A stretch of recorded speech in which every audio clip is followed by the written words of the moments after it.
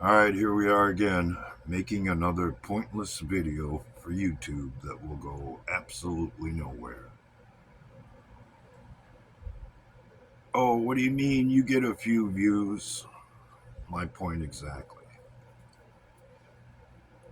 20 views out of a possible 300 just in subscribers isn't any views as far as I'm concerned. But anyway, I'm gonna put together a comedy routine that'll be funny to everybody but me. And this is one of the jokes that I intend to put in it. Back in the day, I used to go to the Gentlemen's Club, which is just a fancy term for a strip club.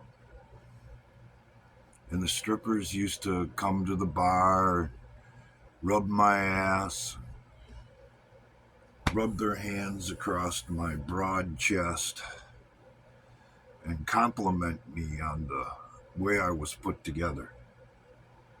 Quite the ego boost, and and a pretty damn good tactic to get me to repurpose some of my money. But that's what you do when you go to a place like that. Well, here I am years later, and half of my beautiful butt is gone, and I'm developing man boobs. Yeah. All right, on to the main point. Let's say you were setting up a system of government outside of our Constitution, and somebody came along that could expose all of that. How would you respond? What would you do? Because the Constitution states quite clearly that that's a major no no, especially in this country. Would you try to undermine his campaign? Would you spy on his campaign? Would you do whatever you could to disparage his character and make the public think that he was a threat to democracy? Well, of course you would. Your life is on the line. And I'll even go one further.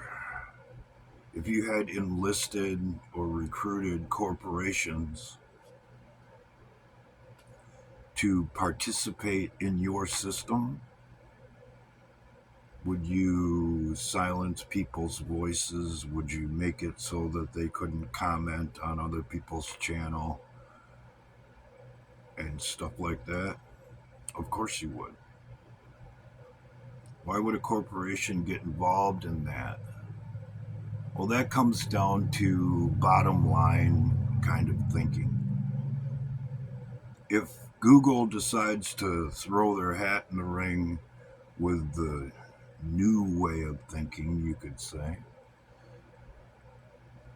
their future is cemented throughout time.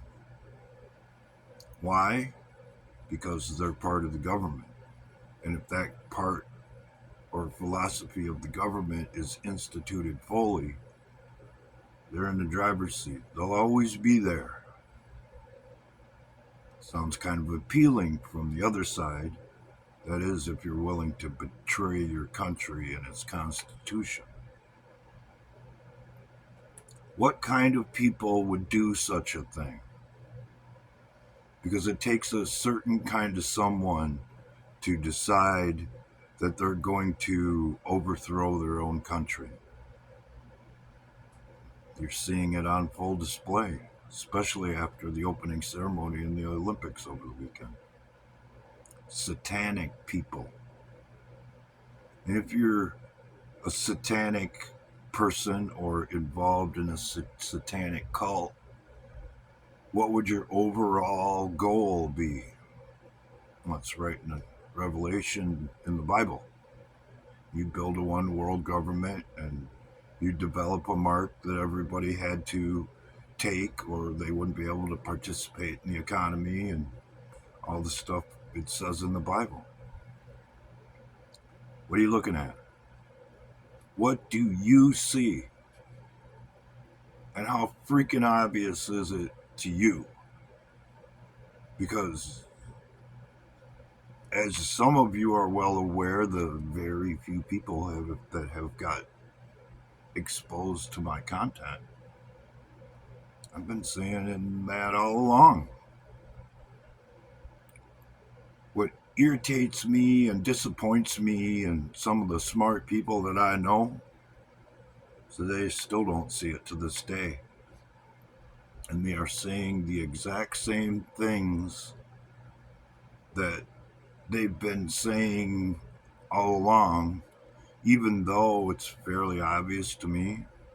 All that changed in 2016 when someone came along that could expose what they were doing, something that the Constitution